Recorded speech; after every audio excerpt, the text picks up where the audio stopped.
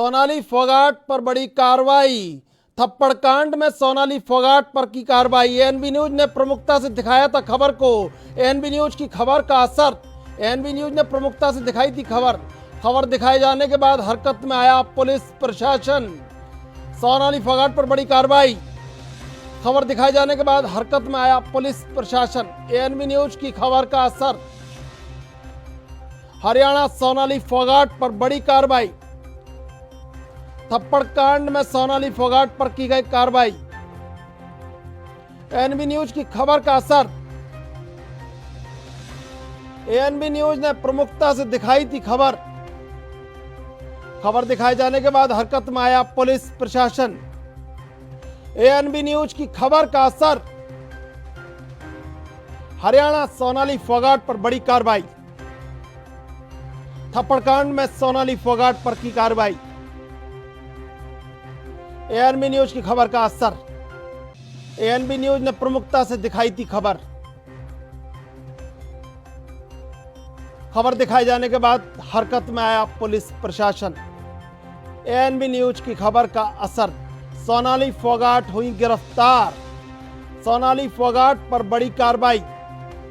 थप्पड़ कांड में सोनाली फोगाट पर की कार्रवाई। एएनबी न्यूज की खबर का असर। एएनबी न्यूज ने प्रमुखता से दिखाई थी खबर दिखाए जाने के बाद हरकत में आया पुलिस प्रशासन। सोनाली फोगाट हुई गिरफ्तार। सोनाली फोगाट पर बड़ी कार्रवाई। थप्पड़ कांड में सोनाली फोगाट पर की कार्रवाई। एएनबी न्यूज की खबर का असर। एएनबी न्यूज ने प्रमुखता से दिखाई थी खबर दिखाए जाने के बाद हरकत में आया पुलिस प्रशासन। सोनाली फोगाट हुई गिरफ्तार। सोनाली फोगाट पर बड़ी कार्रवाई। थप्पड़ कांड में सोनाली फोगाट पर की कार्रवाई। एएनबी न्यूज की खबर का असर। एएनबी न्यूज ने प्रमुखता से दिखाई थी खबर दिखाए जाने के बाद हरकत में आया पुलिस प्रशासन। सोनाली फोगाट हुई गिरफ्तार। सोनाली फोगाट पर बड़ी कार्रवाई। थप्पड़ कांड में सोनाली फोगाट पर की कार्रवाई। एएनबी न्यूज की खबर का असर। एएनबी न्यूज ने प्रमुखता से दिखाई थी खबर दिखाए जाने के बाद हरकत में आया पुलिस प्रशासन। सोनाली फोगाट हुई गिरफ्तार। सोनाली फोगाट पर बड़ी कार्रवाई। थप्पड़ कांड में सोनाली फोगाट पर की गई कार्रवाई। एएनबी न्यूज की खबर का असर। एएनबी न्यूज ने प्रमुखता से दिखाई थी खबर दिखाए जाने के बाद हरकत में आया पुलिस प्रशासन। सोनाली फोगाट हुई गिरफ्तार। सोनाली फोगाट पर बड़ी कार्रवाई। थप्पड़ कांड में सोनाली फोगाट पर की कार्रवाई। एएनबी न्यूज की खबर का असर। एएनबी न्यूज ने प्रमुखता से दिखाई थी इस खबर पर ज्यादा जानकारी के लिए हमारे साथ जुड़ चुके हैं विनीत कपूर, विशेष संवाददाता। विनीत कपूर, सोनाली फोगाट की गिरफ्तारी हुई है। थप्पड़ कांड में जिस तरह सुर्खियों में आई थी, अब गिरफ्तारी हुई है, किस तरह क्या खबर है? देखिए, सीधे तौर पर अगर हिसार की बात करें तो जिस तरह से ये कहा जा रहा है कि हिसार पुलिस ने सोनाली फोगाट को गिरफ्तार कर लिया है। पहले हिरासत में लिया गया और उसके बाद गिरफ्तारी डाल दी गई है।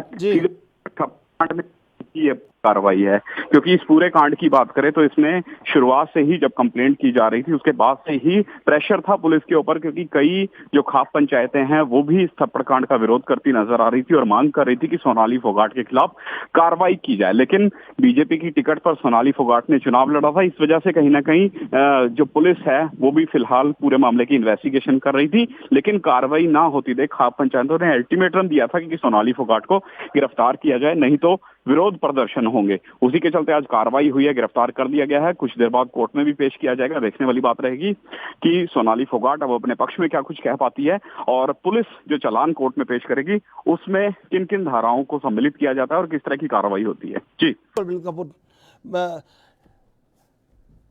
बिल्कुल कपूर, हमारे साथ बनने के लिए धन्यवाद। सोनाली फोगाट गिरफ्तार हुई हैं। थप्पड़ कांड से चर्चा में आई थी। सोनाली फोगाट बीजेपी के टिकट पर चुनाव लड़ा था। उसके बाद मंडी सेक्रेटरी को थप्पड़ मारने को लेकर चर्चा में आई थी। थप्पड़ कांड में सोनाली फोगाट पर की कार्रवाई, एएनबी न्यूज की खबर का असर।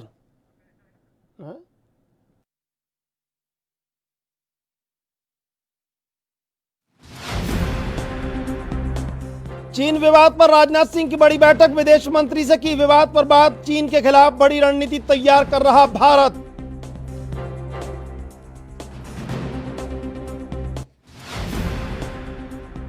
चीन के साथ हुई हिंसक झड़प में चीन को हुआ भारी नुकसान। चीनी सेना के कमांडिंग अफसर सहित 43 चीनी सैनिकों की मौत। भारतीय सेना के भी 20 जवान शहीद। बॉर्डर पर तनाव कम करने के लिए दोनों देशों में चल रही बातचीत रही बेनतीजा। चीन की हरकतों को देखते हुए सीमाओं पर भारतीय सेना अलर्ट। आज जारी होगी शहीदों की सूची। और देश में कोरोना मरीजों का आंकड़ा पहुंचा 3,55,000 के पार। मृतकों की संख्या भी 12,000 के पास। पिछले 24 घंटे में 10,974 नए केस और 2,003 लोगों की मौत।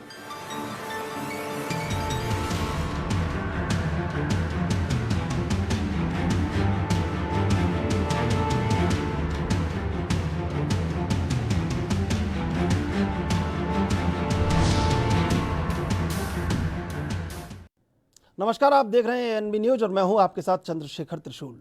लद्दाख बॉर्डर पर भारत और चीन की सेनाओं के बीच हुई झड़प में भारतीय सेना ने चीन को बुरी तरह से धूल चटाई है। जहां इस झड़प में भारतीय सेना के 20 जवान शहीद हुए हैं, तो वहीं भारतीय सेना ने चीन को करारा जवाब देते हुए दोगुने से भी ज़्यादा चीनी सैनिकों को मार गिराया है। इसमें चीन का एक कमांडिंग ऑफिसर भी शामिल है। उधर इस खूनी झड़प के बाद दोनों देशों के तनावपूर्ण हालात हैं और मोदी सरकार चीन को मुंहतोड़ जवाब देने के लिए लगातार रणनीति तैयार कर रही है। ये रिपोर्ट देखते हैं।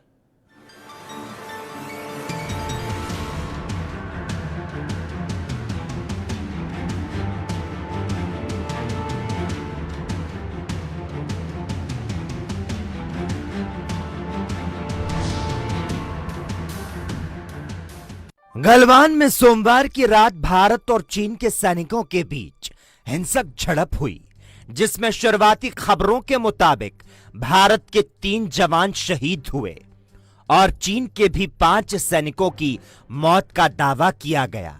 लेकिन शाम होते होते जानकारी मिली कि इस झड़प में घायल 17 और भारतीय सैनिक शहीद हो गए। दूसरी तरफ चीन के भी 43 सैनिकों के मारे जाने की खबरें आई।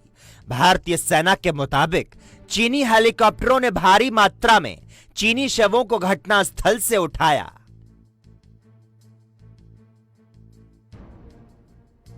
चीन को हुआ भारी नुकसान। एक रिपोर्ट के मुताबिक भारत चीन के सैनिकों के बीच हुई हिंसक झड़प में चीन को भारी नुकसान हुआ। बॉर्डर के पास हुए तनाव के बाद बड़ी संख्या में एम्बुलेंस, स्ट्रेचर पर घायल और मृत चीनी सैनिकों को ले जाया गया।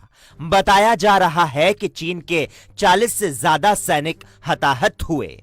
हालांकि चीन ने अपनी ओर से इसकी कोई पुष्टि नहीं की। सूत्रों के अनुसार इस घटना में चीन का एक कमांडिंग अफसर मारा गया, जो कि झड़प की अगुवाई कर रहा था। आपको बता दें कि भारतीय सेना के भी कमांडिंग अफसर की इस झड़प में जान गई थी। सूत्रों ने दी थी पुख्ता जानकारी। वहीं सूत्रों के हवाले से जो खबर मिली उसके मुताबिक 15 से 16 जून की रात को गलवान घाटी के पास दोनों देशों के सैनिकों के बीच जो हिंसक झड़प हुई उसमें चीन को बड़ा नुकसान हुआ। इस नुकसान के अनुमान का आधार यह है कि चीन बॉर्डर पर स्ट्रेचर, एम्बुलेंस के जरिए घायल और मृत सैनिकों को लेकर जाया गया। साथ ही गलवान नदी के पास चीनी हेलीकॉप्टरों की हलचल बढ़ी, जिसके जरिए सैनिकों को ले जाया जा रहा है। चीन नाकामी छुपाने की कर रहा था कोशिश। वहीं इसके अलावा जो सैनिक चीन के साथ हुई इस झड़प में शामिल थे, उन्होंने इस बात की पुष्टि की। हालांकि चीन को कितना नुकसान हुआ, इसका सटीक आंकड़ा अभी सामने नहीं आया। हालांकि 40 के करीब की संख्या बताई जा रही है। चीन ने हताहतों की संख्या मानने से किया इनकार। वहीं इसके पहले मंगलवार को ग्लोबल टाइम्स की ओर से इस बात को स्वीकारा गया कि चीन को भारी नुकसान हुआ, लेकिन बाद में वो संख्या बताने से मुकर गया। साथ ही चीनी विदेश मंत्रालय ने भी कोई संख्या नहीं दी। भारतीय सेना का आधिकारिक बयान। वहीं दूसरी ओर भारतीय सेना की ओर से अपने आधिकारिक बयान में जानकारी दी गई कि भिड़ंत में 20 जवान शहीद हुए। शुरुआत में 3 के शहीद होने की जानकारी सामने आई थी, उसके बाद अन्य 17 को जोड़ा गया। मई महीने से तनाव जारी। गौरतलब है कि भारत और चीन के बीच मई के महीने से लद्दाख में तनाव चल रहा था। समझौते के तहत चीन को मौजूदा जगह से पीछे हटना था। जब भारतीय सेना के जवान वहां पर उसे सूचित करने पहुंचे तो धोखे से चीनी सेना ने भारतीय जवानों पर हमला कर दिया। इसी दौरान भारत के कमांडिंग अफसर समेत कुल 20 जवान शहीद हो गए।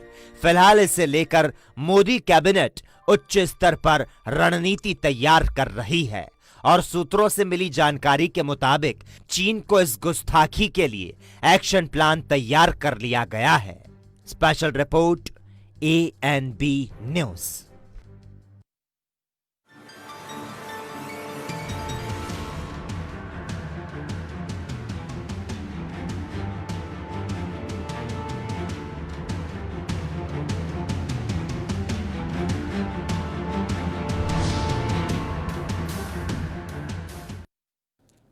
गलवान में जो गद्दारी ड्रैगन ने की है उस पर चर्चा करेंगे। हमारे साथ जुड़ चुके हैं AP Sanwaria, ex military man. AP Sanwaria ji, आपका NB न्यूज पर स्वागत है। Thank you Chandrashekhar ji. पूरे देश को प्रणाम करते हैं, सेना को प्रणाम करते हैं, आप मिलिट्री से हैं। AP सनवारिया जी, 130 करोड़ भारतीयों में कहीं अब लहू उबल रहा है और जिस तरह की कायराना हरकत गद्दार ड्रैगन ने की है, पीठ में खंजर घोंपा है, क्या कहना चाहते हैं, क्या जवाब होना चाहिए ड्रैगन को?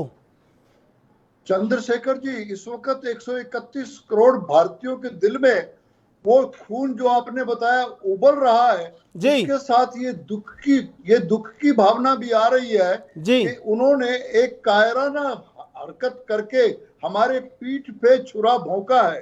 अगर हिम्मत थी तो वो वार का डिक्लेयर करते, लड़ाई डिक्लेयर करते, चैलेंज करते।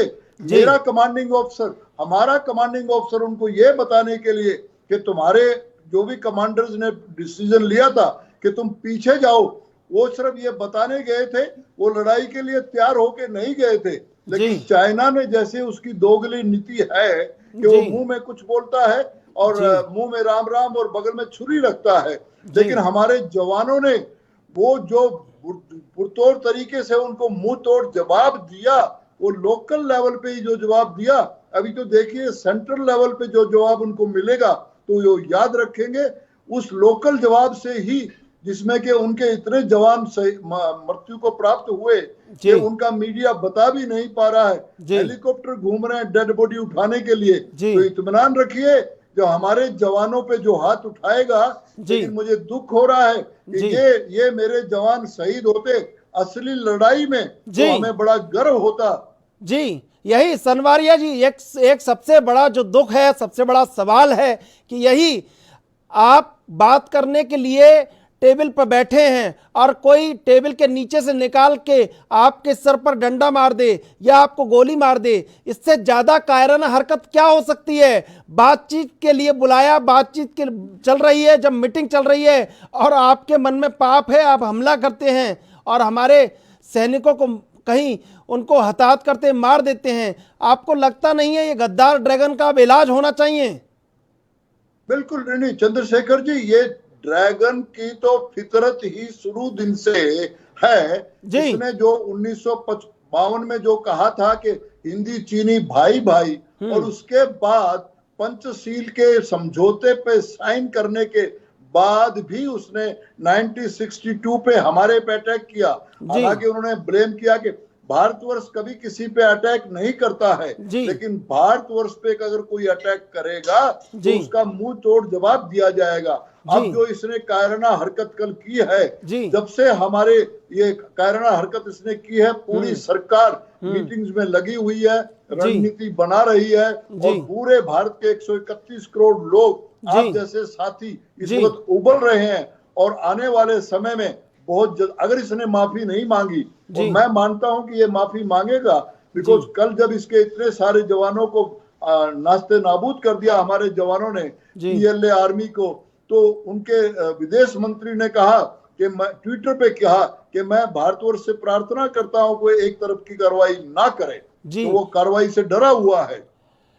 जी बिल्कुल सनवारिया जी, मैं आपकी बात से इत्तेफाक रखता हूं, लेकिन जिस तरह अब दुख का आलम चरम पे है और कहीं ये लग रहा है कि 2020 का भारत है, वो भारत को बताना चाहिए, कहीं ये दुनिया को भी ये रहना चाहिए कि 2020 का नया भारत पूरे अपने शौर्य से, अपने साहस से परिपूर्ण है और वो साहस के लिए सेना तैयार है। दिल्ली को भी कहीं अब मजबूत एक इच्छा शक्ति से कदम उठाना चाहिए, जिससे कहीं 130 करोड़ भारतीयों को इस बात की तसल्ली हो कि हमने जो बदला लिया है, हम जो बदला ले रहे हैं, वो बिल्कुल हमारे शौर्य और साहस से भरा हुआ है।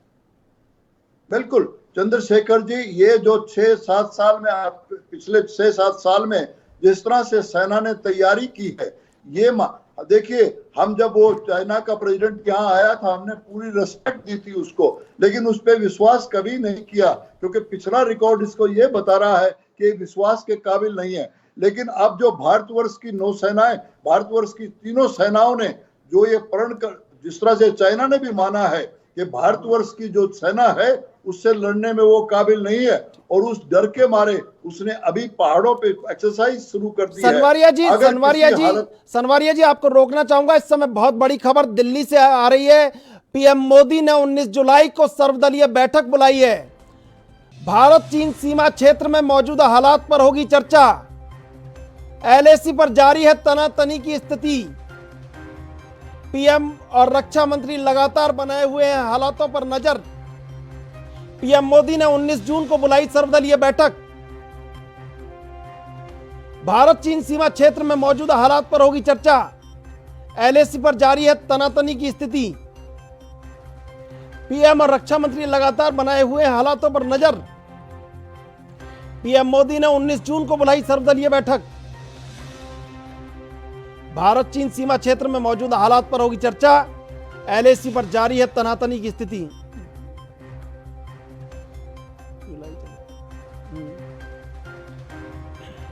राजीव तिवारी दिल्ली से जुड़े हुए हमारे संवाददाता राजीव तिवारी।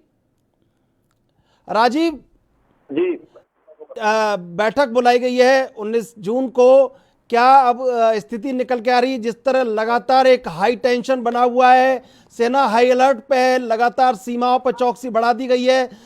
अब क्या इस बैठक से पहले क्या एक है कि सर्वदलीय बैठक के क्या मायने हो सकते हैं? देखिए बिल्कुल सर्वदलीय बैठक बुलाई गई थी और कहीं ना कहीं अब जब देखना होगा कि आगे की रणनीति क्या है, तो कहीं ना कहीं ये जरूर है कि जो बॉर्डर की स्थिति है, यानी कि कह सकते हैं कि जो चीन और भारत का जो बॉर्डर है उसको लेकर ही जो विवाद चल रहा था, उसको लेकर कहीं ना कहीं अभी शांतिपूर्ण है, मगर देखना होगा किस तरीके से भारत जो जवाब दे सकता है। तो कहीं ना कहीं ये जरूर चीन को ये अंदेशा था कि भारत जवाब देगा जरूर, मगर हाँ जब भारत ने जवाब दिया है तो कहीं ना कहीं चीन को दिक्कतें जरूर होंगी, मगर कहीं ना कहीं जो केंद्र सरकार ने अपना स्पष्ट कर दिया कि हाँ भारत किसी से कम नहीं है और भारत की जो ताकत है वो लगभग कई गुना बढ़ चुकी है। जी राजीव, जिस तरह अब तनातनी बढ़ी है और जिस तरह लगातार जो अभी जो बातचीत चल रही है वो कहीं बेनतीजा है, तो अब दिल्ली से क्या कड़ा संदेश या क्या संदेश अब हो सकता है? आगामी सर्वदलीय बैठक भी बुला ली गई है 19 तारीख को। जी बिल्कुल, बताइए जिस तरीके से सर्वदलीय बैठक बुलाई गई है 19 तारीख को, तो वो देखना होगा कि आगे की रणनीति क्या होगी। मगर कहीं ना कहीं जो कह सकते हैं भारत और चीन का जो समझौता अभी ये जो रहा है, जो बातचीत चल रही है, तो कहीं ना कहीं ये जरूर देखना होगा कि हाँ, जो तनातनी जो हुई थी उसको लेकर ही अभी माहौल शांतिपूर्ण रहेगा या फिर किस तरीके से करा जाएगा। मगर कहीं ना कहीं ये जरूर है कि भारत सरकार अपने आप को दिखाने की कोशिश करेगी कि जो चीन जो समझ रहा है कि भारत कमजोर है, तो कहीं ना कहीं ये जरूर है कि भारत ने स्पष्ट कर दिया है कि हर तरीके से भारत अभी कमजोर नहीं है और चीन का मुंह तोड़ जवाब दे सकता है। बिल्कुल, आप ताजा हालातों में नजर बनाए रखिए राजीव। हम सनवारिया जी के पास चलेंगे। सनवारिया जी, जिस तरह अब बैठक बुलाई गई है सर्वदलीय और कहीं भारत अब एक अपने स्पष्टीकरण में कहीं अब मजबूती की ओर एक मजबूत एक संदेश देना चाहता है, अब आप किस तरह देख रहे हैं इसको? चंद्रशेखर जी, जब पिछली सेगमेंट में आपने मुझसे पूछा था कि भारतवर्ष की सेनाएं और भारतवर्ष का नेतृत्व का क्या एटीट्यूड होगा, मैं आपके चैनल के माध्यम से 131 करोड़ भारतीयों को कहना चाह रहा हूं, हमारी तीनों सेनाएं 5 मिनट की तैयारी पे खड़ी हुई हैं और भारतवर्ष की सरकार में जो पॉलिटिकल विल है, अभी आपने ब्रेकिंग न्यूज चलाई है कि माननीय प्रधानमंत्री जी ने 19 तारीख को सर्वदलीय बैठक बुला करके सबको कॉन्फिडेंस में लेके वो डिसीजन लेना है जो ड्रैगन सारी जिंदगी तक, अगर ड्रैगन ने माफी नहीं मांगी तो वो डिसीजन लेना है। ये वो सरकार नहीं है, पहले वाली सरकारें नहीं थी कि वो हाथ मिलाने में या कंसीड करने में। अब भारतवर्ष की तरफ कोई आंख उठा के देखेगा तो उसकी आंख निकाल दी जाएगी। एक ईंट मारेंगे तो पत्थर से जवाब दिया जाएगा, गोली का जवाब गोलों से दिया जाएगा। चाइना कभी ऐसी भूल नहीं करेगा, वो माफी मांगेगा और किसी तरह से, मैं चाहता हूं, नहीं चाहता कि युद्ध हो, लेकिन उसने युद्ध करने की हिमाकत की तो अब की बार चाइना का वो असर होगा जो आज तक उसने कभी सोचा भी नहीं। सनवारिया जी, बिल्कुल आप जो बात कह रहे हैं ये पूरे देश की बात है, आपकी बात है, लेकिन सनवारिया जी अब बिल्कुल एक उदारवाद का चोला उतारना होगा और ये बताना होगा ये नई शताब्दी का नया भारत है। और जिस तरह स्थिर सरकार है दिल्ली में, जिस तरह तमाम कितनी भी विपरीत परिस्थितियों में देश एकजुट रहता है, तमाम देश के राजनीतिक दल एकजुट है, लोग एकजुट हैं, अब सरकार को बड़े डिसीजन के लिए तैयार रहना चाहिए। सेना जब मजबूती से तैयार है, दिल्ली जब तैयार है, तो फिर ड्रैगन कहीं बीजिंग तक ये बात जानी चाहिए, बीजिंग तक ये लगना चाहिए कि भारत नया भारत है और इस भारत से टकराना बहुत मुश्किल हो गया है। बिल्कुल चंद्रशेखर जी, भारत सरकार का जो एटीट्यूड है वो जम्मू एंड कश्मीर में जो हमारा एक दुश्मन पाकिस्तान है वो देख चुका है कि किस तरह से नास्ते नाबूद वो टेररिस्टों को इनहेलेंट कर रहा है। और भारतवर्ष की सेना ने लोकल ऑर्डर पे लोकल कमांडर से जो मैसेज दिया, उसके इतने सारे जवानों को, अधिकारियों का, उनका भी एक कमांडर मार दिया गया है हमारे जवानों द्वारा। और उसके बाद ही उनके विदेश मंत्री ने ये ट्वीट करके कहा है कि भारतवर्ष को ये नहीं चाहिए कि वो एक तरफा कार्रवाई कर दे। मतलब चीन जो है घुटनों पे आ गया है और कहता है कि हमसे बात करो। लेकिन ये जो भारतवर्ष अब 2020 का भारतवर्ष है, चाइना वो 1962 वाला इंडिया ना समझे। हालांकि उस वक्त भी भारतीय नौजवानों ने जो चाइना का डैमेज किया था वो बहुत बढ़ा चढ़ा के था, लेकिन उसको उतना क्रेडिट नहीं मिला। लेकिन अब अगर चाइना ने, ड्रैगन ने कोई गलती फिर कर दी तो अब की बार इतना ज्यादा तकलीफ है। मैं मानता हूं चाइना की मजबूरी है, वो उसकी पार्टी में भी बहुत डिस्टर्बेंसेस आए हुए हैं, वहां पे उथल पुथल हो रही है, सारी इकोनॉमी उसकी खराब हुई है। कोरोना वार ने उसको अलग थलग कर दिया है, सारा वर्ल्ड जो है उसके अगेंस्ट है। और Bharatvarsh national security permanent committee में आ रहा है तो चाइना को यह हजम नहीं हो रहा। सनवारिया जी, आपसे जानना चाहेंगे, जिस तरह 62 में जो लॉजिस्टिक को लेकर एक परेशानी हुई थी, अब उन स्थितियों में भी बहुत परिवर्तन आ चुका है। और जिस तरह उस समय युद्ध के समय सामान पहुंचाने में ऊंचे क्षेत्रों में बहुत दिक्कत आई थी, चोटियों पर, लेकिन अब की स्थिति बहुत विपरीत है। भारत की सामरिक जो एक शक्ति है वो बहुत मजबूत है, तीनों अंग पूरी तरीके से मुस्तैद हैं। तो ऐसे में वहाँ के जो आप वहाँ का भौगोलिक क्षेत्र है उसको किस तरह देखते हैं कि भारत की स्थिति वहाँ पर कॉम्बैट आर्मी है, भारत लड़ाई में भारत का बहुत अच्छा अनुभव रहा है, लगातार भारत का अदम्य शौर्य सेना का पूरी दुनिया में अब प्रसिद्ध है। तो वहाँ की सामरिक स्थिति को कैसे देखते हैं? हमें किन किन मोर्चों पे कहीं ऐसा है कि जहाँ पे हम बिल्कुल बहुत जल्दी से आगे बढ़ सकते हैं? बिल्कुल बिल्कुल चंद्रशेखर जी, मैं आपको बताना चाहता हूं कि उस इलाके में मैं खुद जाके देख चुका हूं। जब मैं सिक्किम में पोस्टेड था तो मैं खुद जाके पैगोंग झील के इलाके को देख के आया हूं। और मैं वो बात कर रहा हूं 1972 की। पर जो आप 62 की बात की, उस वक्त और आज के भारतवर्ष में जमीन आसमान का फर्क आ गया है। आज वो सड़क जिसके ऊपर हमारे 3 टन लॉरीज एक मिनटों में जाकर के, घंटों में जाकर के पूरा का पूरा सामान वहां पहुंचा सकते हैं, और उसी से ही चाइना को जलन हो रही है।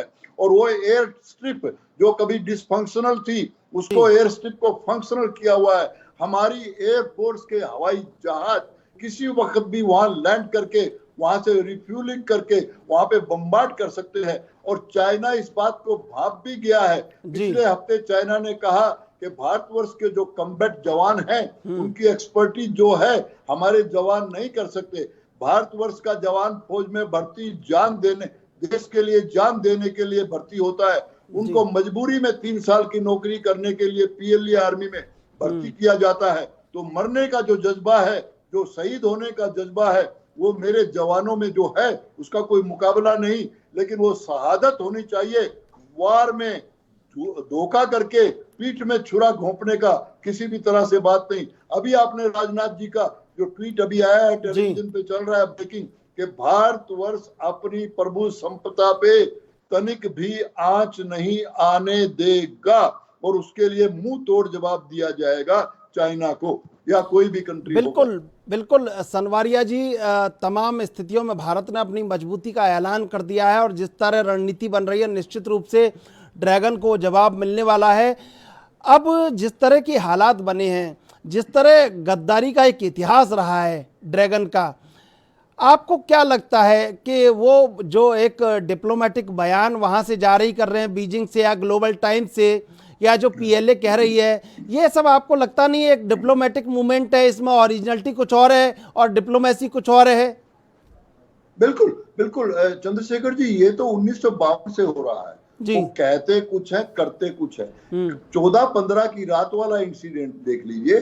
कमांडेंट कभी भी लड़ाई करने नहीं जाता, कमांडिंग ऑफिसर, वो तो सिर्फ बातचीत करने के लिए वहां गया था। और वो लोग पूरी तरह से तैयार होके हमारे इलाके में आए। हमारे कर्नल साहब ने तो ये कहा था कि आप अपने इलाके में जहां तुम लोगों ने एग्री किया था वहां चले जाओ, और उन्होंने अटैक कर दिया। तो चाइना के ऊपर कभी भी विश्वास नहीं किया जाएगा। नंबर 1, ये वही भाषा समझता है जो पावर की भाषा होती है। अगर अब कोई समझौता होता भी है तो वो भारत की टर्म्स एंड कंडीशन पे होगा, और हमारी टर्म्स एंड कंडीशन सिंपल है कि हमारी टेरिटरी में हम जो भी कुछ करें हमारा पूरा अधिकार है। और वो अपना F8 के ऊपर, फिंगर 8 के ऊपर जहां LAC बनाई हुई है वहां चले जाएं। और मुझे लगता है कि भारतवर्ष के इस पहले लोकल एक्शन के बाद और भारतवर्ष की सैन्य शक्तियों के बाद और इंटरनेशनल सारी कंट्रियां जो हैं उसके अगेंस्ट हैं, वो बात मान लेगा टेम्परेरी। उसमें वॉर करने की हिम्मत बिल्कुल नहीं है। और हम भी युद्ध नहीं चाहते, लेकिन हम युद्ध नहीं, हम बुद्ध चाहते हैं। लेकिन अगर युद्ध थोपा गया तो ये मान के चलिए कि बहुत जल्द ही उसको नाश्ते नाबूद कर दिया जाएगा फौजों के द्वारा। सनवारिया जी, जिस तरह गिलगिट बाल्टिस्तान में जो हिस्सा है पीओके का, वहाँ पे जो कहीं भारत ने अपना दावा प्रस्तुत किया है, वहाँ चाइना पैसा लगा चुका है 1 बेल्ट 1 रोड के लिए। वो कहीं से जिसे वो सिल्क रूट कह रहा है, जो भारत का उत्तरापथ है सदियों से, कहीं वो उस पर आगे जाना चाहता है। 6500 किलोमीटर तक की यात्रा करना चाहता है। 2500 किलोमीटर की वो यात्रा कहीं अपनी सड़कें पूरी कर चुका है। चीन की जो विस्तारवादी नीति है, ये विस्तारवादी नीति का अंत क्या होगा जब पूरी दुनिया शांति से रहना चाहती है। तमाम यूएन और तमाम जो दूसरे विश्व युद्ध के बाद यूएन बनाया गया, तमाम चीज़ें, एक रणनीति बनाई गई कि लोग देश शांति से रहें, लेकिन एक ऐसा देश जो अपनी सीमाएं बढ़ाना चाहता है, जो अपने मित्रों को, जो अपने पड़ोसी देशों को शांति से नहीं जीने देना चाहता, जो उनकी सीमाओं पर अतिक्रमण करना चाहता है, दुनिया के बाजार को हथियाना चाहता है, आपको लगता नहीं कि ड्रैगन का इलाज पूरी दुनिया को मिलकर करना चाहिए अब? बिल्कुल बिल्कुल चंद्रशेखर जी, आपने सही कहा कि चाइना की दूखती रग तो वो सिल्क रूट है जो एक्साई चीन में उसने पाकिस्तान के कब्जे, पाकिस्तान ऑक्यूपाइड प्लेस में लेकर के वहां पे, इसकी ये नेचर रही है कि गरीब कंट्री को टारगेट कर लेता है, उसको लोन देता है, लोन देने के बाद उसकी सारी जमीन हथिया लेता है। हथियाना तो इसकी आदत है, चाहे वो ताइवान हो, चाहे वो हांगकांग हो या कहीं एक्साई चीन हो, सब जगह पे ये हथियाने की कोशिश करता है। लेकिन ताइवान ने परसों इसको जो जवाब दिया है, वो ताइवान छोटा सा कंट्री है जो जवाब दिया है, और जब भारत का जवाब आएगा तो इसको बहुत खून के आंसू रोने पड़ेंगे। बिल्कुल बिल्कुल सनवारिया जी, हमारे साथ एक और जो मेहमान है वो जुड़े हुए हैं, एसपीएस मलिक, पूर्व बीएसएफ कमांडेंट। एसपीएस मलिक साहब, आपका स्वागत है एएनबी न्यूज पर। Welcome, thank you very much. SPS Malik साहब, चीन ने गद्दारी की गलवान में और इस गद्दार का इलाज होना चाहिए। जवाब आपसे सुनना चाहता हूं। 130 करोड़ भारतीयों का लहू उबल रहा है, कैसे होगा चीन का इलाज? चीन का इलाज सिर्फ एक ही है कि इसके साथ में हथियारों से बात की जाए जी, क्योंकि हमने शांति का पाठ बहुत पढ़ लिया जी। 1962 में इसने हिंदी चीनी भाई भाई करके हमारी पीठ के अंदर छुरा घोपा था जी, लेकिन अभी ये 1962 का भारत नहीं है जी। ये भारत अभी 2020 का है और मोदी सरकार के यहाँ पर काम कर रही है जी। और मोदी जी के हाथ में देश बिल्कुल सुरक्षित है। मैं यकीन के साथ कहता हूँ कि चाइना को उसी की भाषा में ठीक से जवाब दिया जाएगा जी। चाइना को अगर ये अभी धोखा है कि वो 1962 के भारत के साथ बात कर रहा है तो वो गलत फहमी में है। हमने इसको 1967 में भी इसको धूल जताई थी, उसके बाद में कई बार धूल जताई और पिछली बार इसको डोकलाम में भी धूल जताई थी। लेकिन इस तरीके से इसका रवैया है कि ये कभी मानता नहीं है। अभी पूरे देश का ये फर्ज बनता है कि वो एकजुट हो। हमें इसको आर्थिक, राजनीतिक और मिलिट्री लेवल के ऊपर इसे निपटना है। आर्थिक लेवल पर हम जितने भी देशवासी हैं वो इससे निपट सकते हैं। इसके सामान का बहिष्कार किया जाए। मैं व्यापारियों से अनुरोध करूंगा कि इसका सामान बाजार में ना लाया जाए। एसपीएस मलिक साहब, हमारा पॉलिटिकल विल आज की तारीख में इतना जबरदस्त है जितना पहले कभी नहीं रहा। हम इसको राजनीतिक तौर पर पछाड़ने में कोई हमें मुश्किल काम नहीं है। और जहां तक मिलिट्री का सवाल, हमारी सेना से बहुत बहुत सुपीरियर है जी। जितना हमारी सेनाओं को माउंटेन वारफेयर का एक्सपीरियंस है, दुनिया में किसी भी आर्मी को इतना एक्सपीरियंस नहीं है जी। अगली बात जो सबसे ज्यादा जरूरी है वो ये है कि हमारे जो सैनिक हैं वो वॉलंटियरली फोर्स को ज्वाइन करते हैं, आर्मी ज्वाइन करते हैं जी। वॉलंटियरली वो खुद से जाके फौज में लाइन में खड़े होकर भर्ती होते हैं जी। जबकि इसके सैनिक जो है 2 साल के भाड़े के टट्टू आते हैं, उनमें वो चीज नहीं है, वो मर्यादा नहीं है जो हमारे सैनिकों में है। जी बिल्कुल बिल्कुल, यही बात। हमारे साथ एपी सनवारिया जी जुड़े हुए हैं, एक्स-लेफ्टिनेंट, वो भी यही बात कह रहे थे। आप भी यही कह रहे हैं, हमारी आर्मी पूरी दुनिया की एक अदम्य शौर्य वाली आर्मी है।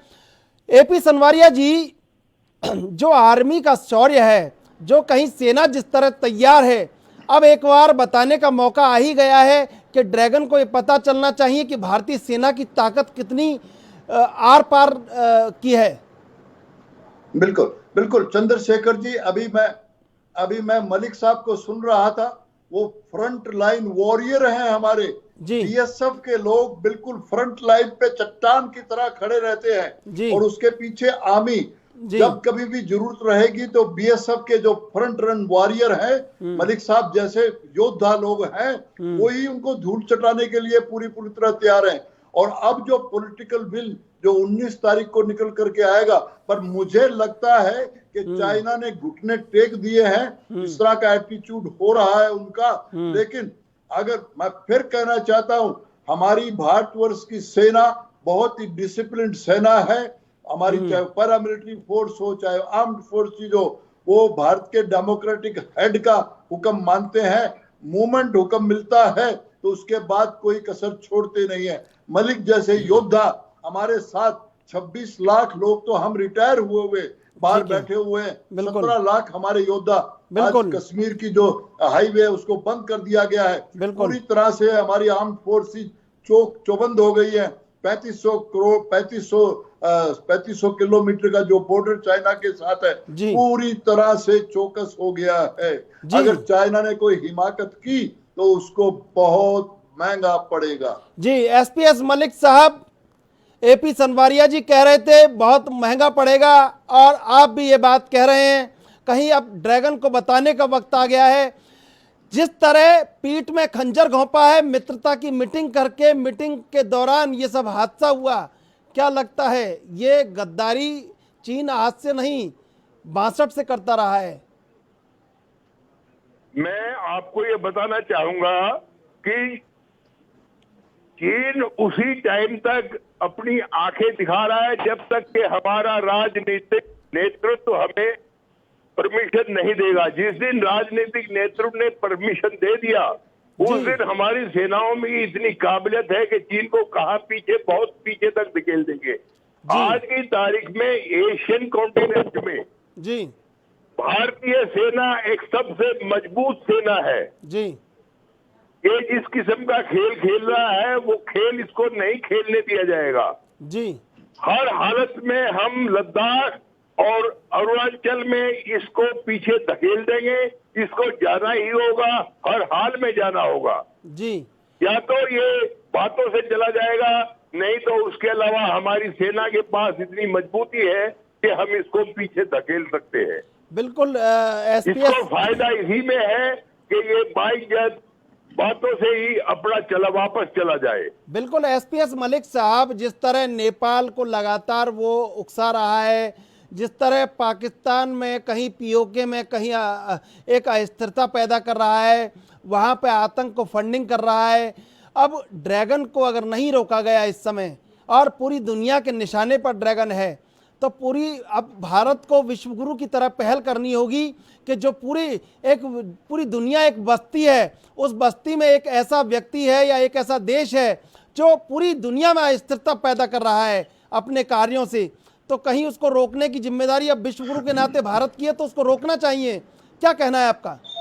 बिल्कुल, इसमें असली जो वजह है चीन की छेड़खानी करने की जी, वो एक तो कोरोना के केस में चीन जो है पूरी तरीके से बदनाम हो चुका है, बेनकाब हो चुका है जी। आज की तारीख में पूरा विश्व इसके खिलाफ है जी, सिवाय छोड़ के एक दो इक्के दुक्के देशों को जी। उसके अपना ये ध्यान हटाने के लिए, कोरोना से ध्यान हटाने के लिए ये बॉर्डर के ऊपर छेड़खानी कर रहा है। साथ में आपको ये भी बताना चाहूंगा कि जिनपिंग की जो पकड़ है, पॉलिटिकल पकड़ है, वो बहुत कमजोर होती जा रही है। दूसरा जो भी इनको खतरा है, वो खतरा है इनको भारत से, कि भारत विश्व की एक नई महाशक्ति बनकर उभरने की प्रयास कर रहा है और ये उसमें रोड़ा अटकाना चाहता है कि भारत को विश्व शक्ति ना बनने दिया जाए। लेकिन यहाँ पर 130 करोड़ भारतीयों का हाथ प्राइम मिनिस्टर मोदी जी के साथ है और वो 130 करोड़ भारतीय प्राइम मिनिस्टर को इतना मजबूत रखेंगे कि वो विश्व शक्ति बनेगा ही। अभी हमें जो प्राइम मिनिस्टर साहब ने एक चलाया है कि अपना काम हम अपनी डेवलपमेंट खुद करें, उसका इसके ऊपर बहुत असर हो गया है। आप देखिए कि जगह जगह इसके सामान की होली जलाई जा रही है और उसकी वजह से ये पूरा घबराया हुआ है। मैं आपको यहाँ पर ये दोबारा से एक बार फिर यकीन दिलाता हूँ कि with in very short time 19 तारीख को प्राइम मिनिस्टर मीटिंग कर रहे हैं। इस मीटिंग का कोई एक वजह है, वजह ये है कि प्राइम मिनिस्टर साहब पूरे देश की राजनीतिक नेतृत्व को अपने साथ करके और उसके बाद फैसला हो जाएगा। 19 तारीख तक का इसके पास टाइम है जी। 19 तारीख तक ये इज्जत के साथ वापस चला जाए, अदरवाइज 19 तारीख के बाद में किसकी जिम्मेवारी खुद की होगी कि इसके साथ क्या रवैया किया जाएगा। बिल्कुल बिल्कुल, लेकिन विस्तारवादी नीति में ड्रैगन लिपटा हुआ है, वो कहाँ तक वापस जाएगा? चुनौतियां तो बहुत सारी हैं। कैलाश मानसरोवर तक जाना है भारत को तो वापस लेने के लिए। सनवारिया जी ये जो फैसला है 62 का, कहीं एक जो घाव है जो उस समय से लेके आज तक गद्दारी का घाव है और उस गद्दारी को कहीं ताजा कर दिया है ड्रैगन ने, तो ये बदला चुकाने का सही वक्त है। दिल्ली में जिस तरह स्थिर सरकार है, मजबूत सरकार है, सेना पूरी तरह तैयार है, 130 करोड़ भारतवासी तैयार हैं, तो कहीं अब मौका है कि जवाब देना चाहिए ड्रैगन को। कैसे देखते हैं जवाब, किस तरह का, कितना जवाब होना चाहिए? चंद्रशेखर जी, अभी मलिक साहब ने बड़े विस्तार से बताया कि इसकी मजबूरी क्या है जी। जो ये चिचकरीबाजी कर रहा है, लड़ाई नहीं, लड़ाई करने की हिम्मत तो इसको ताइवान के साथ नहीं है। मैंने भी बताया 2 दिन पहले इसने जहाज भेजे थे, ताइवान ने इसको दुत्कार के वहां से भेज दिया। जो इसकी विस्तारवादी जो नीति है उसको भारतवर्ष में ही ताकत है। वो हांगकांग छोटा सा कंट्री है, उसको ये दबाने की कोशिश करता है, ताइवान को करता है, तिब्बत को कर लिया है। जो इसने घाव हमें 62 में दिया था, हम वसुंधैव कुटुंबकम, हम सारे वर्ल्ड को अपना कुटुंब मानते हैं, लेकिन अगर कोई ऐसा नापाक हरकत करने वाला पैदा होता है तो उसका जवाब देंगे। भारतवर्ष इसको खत्म करने के लिए नेतृत्व करेगा और पूरा वर्ल्ड मिलकर के, चाहे वो अमेरिका है, इवन रशिया भी इसके अगेंस्ट बातें करता है, इसकी जो नीतियां हैं, तो ये सारे सब मिलकर के भारत के नेतृत्व में इसको खत्म कर देंगे और भारतवर्ष फिर जो है विश्व गुरु बनकर के उभरेगा। बिल्कुल, जिस तरह पूरी दुनिया में एसपीएस मलिक साहब, पूरी दुनिया में सभी देश शांति से रहना चाहते हैं, लेकिन 62 के युद्ध के बाद भी चीन की लगातार जो अंतर्राष्ट्रीय स्थिति थी उसमें कई परिवर्तन आया। दुनिया ने समझा कि चीन एक ऐसा देश है जो आसपास शांति बनाए रखना नहीं चाहता है, और जिस तरह उसने हमारी ज़मीन पर कब्जा किया, उस समय जो रिपोर्ट आई थी एंडरसन ब्रुक्स की और पीएस भगत की, ब्रिगेडियर पीएस भगत की और लेफ्टिनेंट जनरल एंडरसन ब्रुक्स की, तो उस समय की रिपोर्ट से लेकर आज तक का भारत तो बहुत बदला हुआ भारत है। और इस बदले हुए भारत में जब सभी लोग तैयार हैं और पूरी दुनिया में कहीं एक संदेश जाना चाहिए कि पूरी दुनिया को जिस मुल्क ने परेशान किया हुआ है उस मुल्क के खिलाफ कार्रवाई भारत से शुरू होनी चाहिए, तो ये शुरुआत का सही वक्त लगता है या नहीं लगता है आपको? आप किससे पूछ रहे हैं? एसपीएस मलिक साहब, आपसे मैं बात कर रहा हूं। हाँ, देखिए ऐसा है जी कि मैंने वो दोनों रिपोर्ट और दोनों बुक पढ़ी हुई है जी। 1962 में मैं मैट्रिक में पढ़ता था और मैं फौजी परिवार से बिलोंग करता हूँ जी। मेरे फादर 5 जाट में थे, 5 जाट लद्दाख में जी, वहां पर उसमें एक्टिव ऑपरेशन में शामिल था जी। मैं समझता हूं कि हम ये जितने भी देशवासी हैं और जितने भी सैनिक हैं, हम सभी इंतजार कर रहे हैं कि हमारा राजनीतिक नेतृत्व हमें एक मौका दे कि हम चाइना को उसी की भाषा में सबक सिखा सके। आपने पूरे देश में देख रहे होंगे कितना देश के अंदर गुस्सा है जी। इसीलिए मलिक साहब, इसीलिए मैंने उस रिपोर्ट का जिक्र किया। अब रिपोर्ट जैसी स्थिति नहीं है, अब तो बिल्कुल साफ स्थिति है। पॉलिटिकल विल मजबूत है, दिल्ली से लेकर देश का कोना कोना मजबूत है, अरुणाचल से लेकर लद्दाख तक भारत लड़ने को तैयार है। और पूरी दुनिया में जिस तरह ड्रैगन का आतंक छाया हुआ है, तो ये भारत को शुरुआत करनी चाहिए या नहीं चाहिए, और ये मुनासिब वक्त है या नहीं, ये जानना चाहता हूं मलिक साहब। ये बिल्कुल मुनासिब वक्त है और चाइना को भलाई इसी में है कि फुल फ्लैज वॉर डिक्लेयर होने से पहले ही वो वापस चला जाए जी। वो हमारी जमीन के ऊपर धोखे से आके बैठा हुआ है जी। और हम सिर्फ राजनीतिक नेतृत्व की तरफ से हरी झंडी का इंतजार कर रहे हैं। आप रिपोर्ट देख रहे होंगे, हमारी आर्मी इतनी सक्षम है, पूरे तरीके से एकदम वेल प्रिपेयर्ड है जी। और चाइना को ऐसा सबक सिखाया जाएगा कि चाइना इसको कभी सदियों तक नहीं भूल पाएगा। जी जी बिल्कुल। पूरा देश में गुस्सा है जी। फौज में गुस्सा है, सेना में गुस्सा है, राजनीतिक नेतृत्व में गुस्सा है जी बिल्कुल। सिर्फ राजनीतिक नेतृत्व विश्व पूरे देश की पूरे विश्व की हालत देखकर उसके बाद में वो अगर उसने एक बार हरी झंडी दे दी तो चाइना को पीछे धकेलने में हमें कोई दिक्कत नहीं है। जी सनवारिया साहब, आपसे जानना चाहता हूं, बहुत संवेदनशील एक बात है कि जब एक सैनिक शहीद होता है, जब उसका शहादत से लिपटा हुआ, तिरंगे से लिपटा हुआ शव जब घर की ओर लौटता है तो लगता नहीं है कि पूरा देश मर जाता है उस दिन?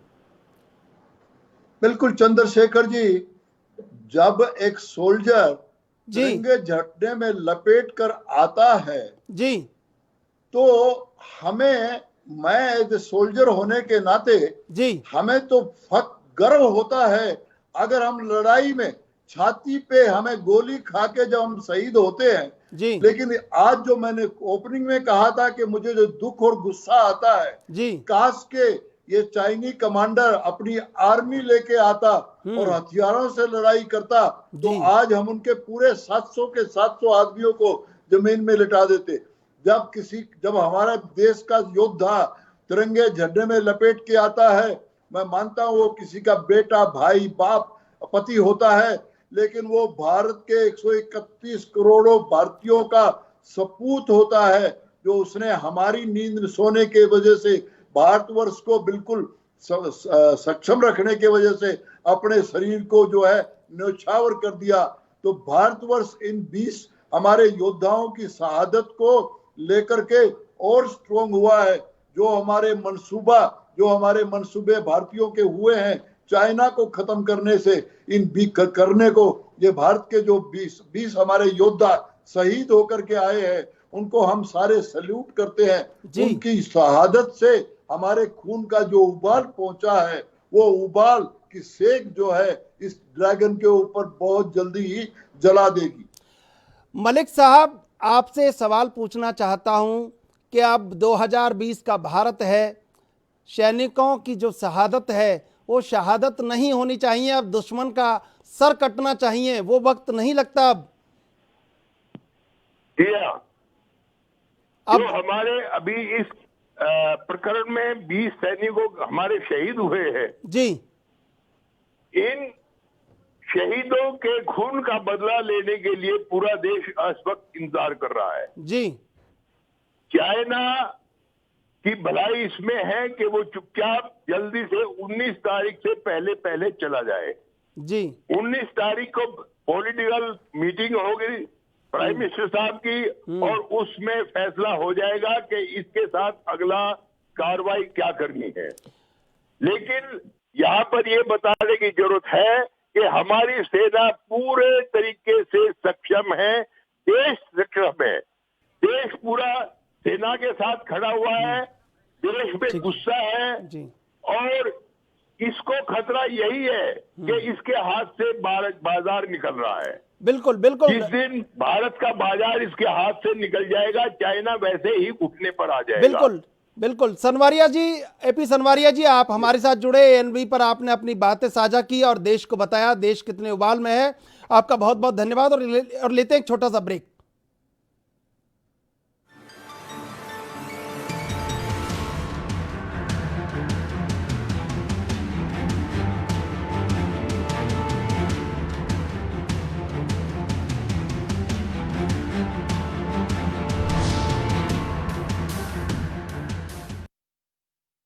चुनौतियां जब जब भी आई, हर बार हम लड़े हैं, कदम थम गए थे जो वो फिर से चल पड़े हैं।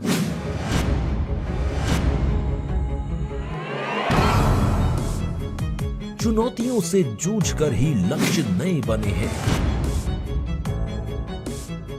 हर काम हो समय पर, इसके लिए हर दिन अड़े हैं। हर एक जरूरतमंद की निभाई है जिम्मेदारी।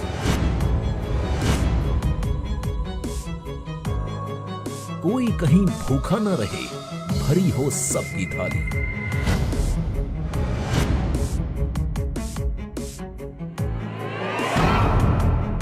जो नागरिक अपने घर लौटे, उनकी राह आसान बनाई।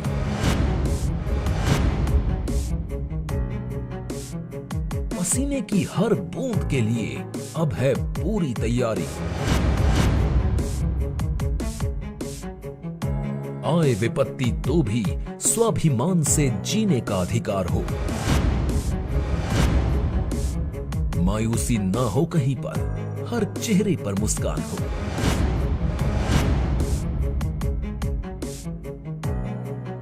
कारोबार फले फूले फिर प्रण लिए उठ खड़े हैं।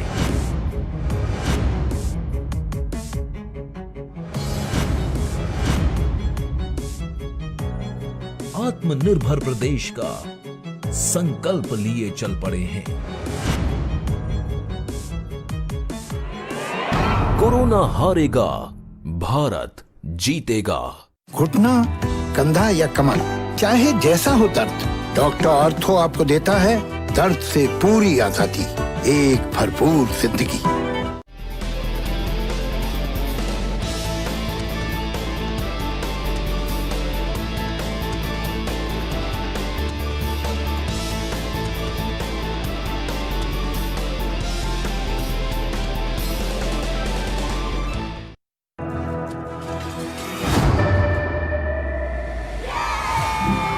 घुटना, कंधा या कमर, चाहे जैसा हो दर्द, डॉक्टर ऑर्थो आपको देता है दर्द से पूरी आजादी, एक भरपूर जिंदगी।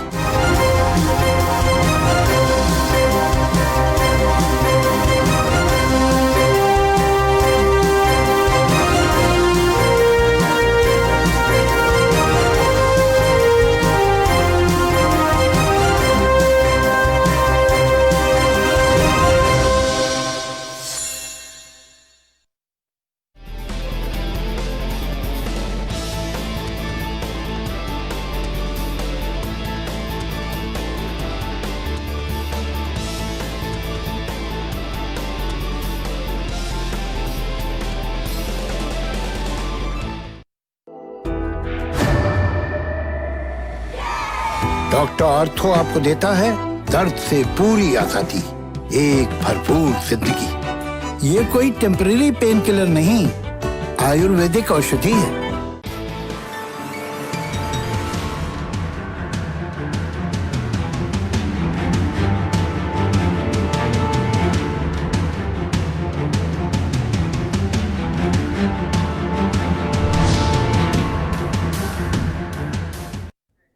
ब्रेक के बाद आपका स्वागत है।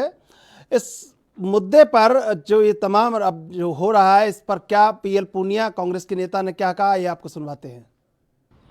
देखिए, दुखद समाचार लद्दाख से आया, भारत और चीन की बॉर्डर से।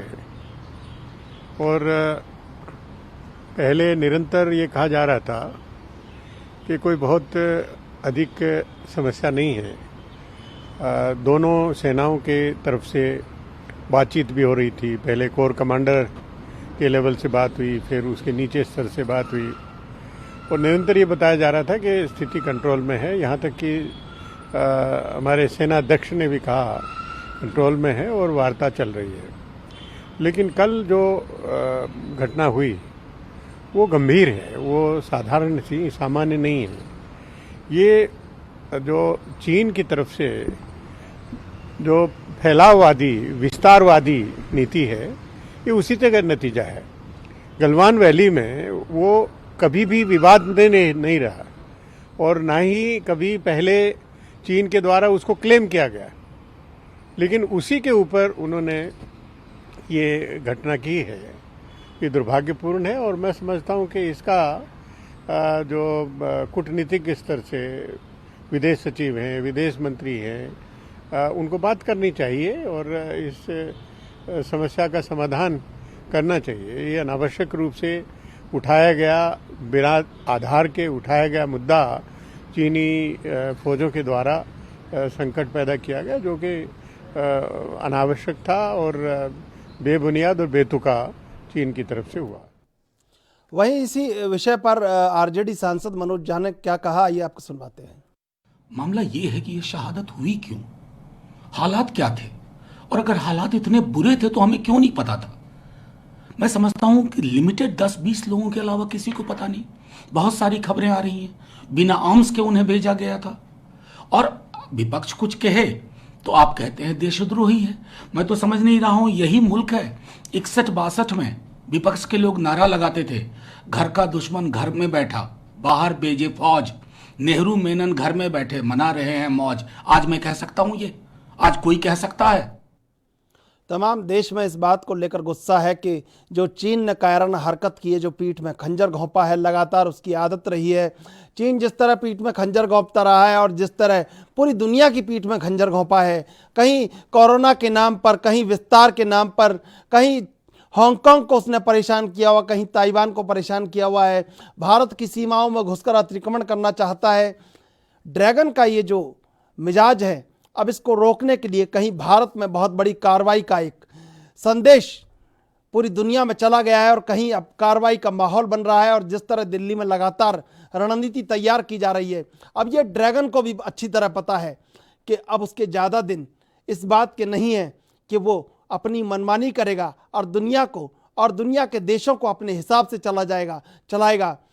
ये कहीं एक जो गलवान में हुआ है, गलवान में जो गद्दारी ड्रैगन ने की है, इसको लेकर भारत का जो जवाब अब ड्रैगन को मिलने वाला है, उससे ड्रैगन बहुत सहमा हुआ है। लगातार ड्रैगन जिस तरह से उसका ग्लोबल टाइम्स कह रहा है कि भारतीय सैनिकों को उग्र नहीं होना चाहिए, चीनी सेना ने युद्धाभ्यास किया है तो उनको अच्छे तरह पता है कि अब भारत किस मूड में है और भारत ड्रैगन के संग क्या सलूक करने वाला है। ये तमाम तरह की बातें हैं जो अब ड्रैगन को बहुत अच्छे से पता है कि भारतीय सेना और भारतीय जनता कितने उबाल पर है कि अगर कहीं 20 सैनिकों की शहादत हुई है तो पूरा देश उबल रहा है। और ये कोई इस तरह की उनकी आर्मी नहीं है कि 2 साल 3 साल के लिए, ये जान लुटाने वाली आर्मी है, ये जान लेने देने वाली आर्मी है। तो अब ड्रैगन को ये बात बहुत अच्छे से पता है। कहीं वाशिंगटन हाउस तक ये रणनीति तय की जा रही है कि किस तरह फ्रांस, अमेरिका जैसे मित्र भारत के, रूस जैसा मित्र भारत का, तो निश्चित रूप से ड्रैगन को ये बात पता है कि भारत की मित्रता का दायरा बहुत बड़ा है, भारत के मित्रों की संख्या बहुत ज़्यादा है दुनिया में।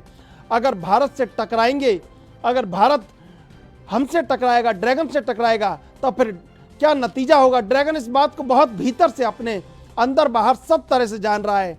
और ड्रैगन का जो हश्र होने वाला है, भारत की मित्रता का जो दायरा है, यही चिंता ड्रैगन को अब अंदर ही है, अंदर सता रही है, खाई जा रही है। हालांकि ड्रैगन ने जिस तरह बताया नहीं है कि कितने सैनिक उनके मरे हैं, निश्चित रूप से ड्रैगन कहीं एक आंतरिक रणनीति तैयार कर रहा है। लेकिन उस रणनीति पर अब जब जवाब आएगा भारत का, तो सारी रणनीति चकनाचूर होने वाली है और ड्रैगन को पता चलने वाला है कि ये 2020 का नया भारत है। ये एक ऐसा भारत है जो जवाब देने में पूरी तरह सक्षम है, जो अपने सैनिकों की शहादत का बदला लेने में पूरी तरह सक्षम है। और 130 करोड़ भारतीय एकजुट होकर, चाहे कितनी भी कोरोना की परिस्थिति हो, चाहे कैसी भी परिस्थिति हो, लेकिन देशभक्ति चाइना से बहुत ज़्यादा है। ड्रैगन को सोचना पड़ेगा, जिस तरह आंतरिक उसकी हालत गड़बड़ाई हुई है, जिस तरह सत्ता के खिलाफ विद्रोह वहाँ चल रहा है, वहाँ तमाम बातें हैं। वहाँ हांगकांग पर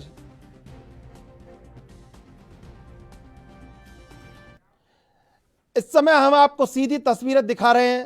पूर्व सैनिक जो प्रदर्शन के लिए वहां पे बोल रहे हैं, देखिए क्या वो बोल रहे हैं। चाइना के ऊपर, चाइना में खुद के अंदर प्रॉब्लम्स हैं, इसलिए वो अपनी पब्लिक का ध्यान भटकाने के लिए ये बॉर्डर पर उसने हरकत की है।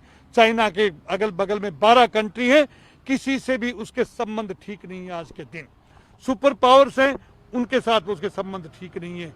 कोविड-19 कहां से आया, ये पूरी दुनिया जानती, तबाही मचा दी है। मैं भारत सरकार से निवेदन करूंगा कि अंतर्राष्ट्रीय स्तर पे हम एक माहौल बनाएं, ऑस्ट्रेलिया ने जैसे अगुवाई की है, हम माहौल बनाएं, माहौल के साथ में आगे बढ़ें ताकि इसकी परमानेंट मेंबरशिप सिक्योरिटी काउंसिल से कैंसिल की जाए। जितनी भी यूएन की संस्थाओं में चाइना का हिस्सा है, चाइना की रिप्रेजेंटेशन है, उसको कैंसिल करके और दूसरे देशों को दी जाए। बिकॉज चाइना ने पिछले सालों में, उसका इतिहास देखो आप, 62 में, 67 में, 75 में हिंदुस्तान के साथ में धोखा किया है। भाई भाई का नारा दे करके उन्होंने हमारी सेना के ऊपर 62 में अचानक अटैक कर दिया। वो तो हमारे जवान थे, हमारी सेना की जीत हुई थी, देश की जीत हुई है नहीं हुई, लेकिन उस टाइम सैनिकों की जीत हुई थी। मैं आज अपने पूर्व सैनिकों के साथ में इकट्ठे होकर के यहाँ पे मैंने प्रोटेस्ट नोट दिया है। अब हमारी डिमांड है कि इंडियन गवर्नमेंट हमारी सेना को थोड़ा सा मोटिवेट करे, उन कमांडर्स को छूट दे कि ऐसी नौबत होने पे अगर वो भी हमारे एरिया में आते हैं तो उनके साथ में यही बर्ताव किया जाए। हालांकि ये जनेवा कन्वेंशन का उल्लंघन है, लेकिन हम चाहेंगे हमारे 20 के बदले में 200 जवान चाइनीज हम हताहत करें, हमारी सेना को हुक्म मिले। दूसरा, अंतर्राष्ट्रीय लेवल पे हमारी सरकार आज सक्षम है प्रेशर बनाने में। America, Canada, Austria, Japan, Germany, UK, Russia सब हमारे साथ है आज के दिन, बिकॉज चाइना ने सब जगह तबाही मचा रखी कोविड-19 फैला करके।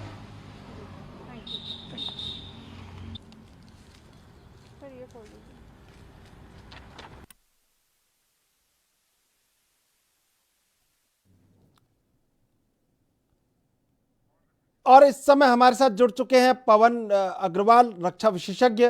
पवन अग्रवाल जी, आपका एएनबी न्यूज पर स्वागत है। जी धन्यवाद।